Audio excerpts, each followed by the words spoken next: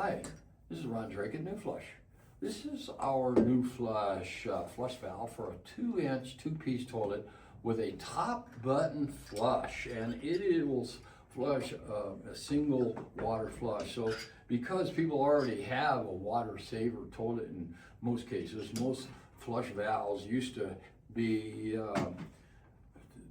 have to flush 3 or 4 gallons, and a dual flush made sense when you flushed half the water in a toilet. But nowadays everybody's got a water saver toilet, and some of these water saver toilets are less than 1.6 gallons of water, and so you're not flushing, you already got a water saver toilet. So you need to make sure that you're flushing all the water you can one time, and that makes a world of difference in how your toilet flushes. This is our NuFlush flush valve for a 2-inch flush valve with a top button, and you put your top button in your flush valve assembly up on top, and as you push this down, it flushes all the water in the toilet one time.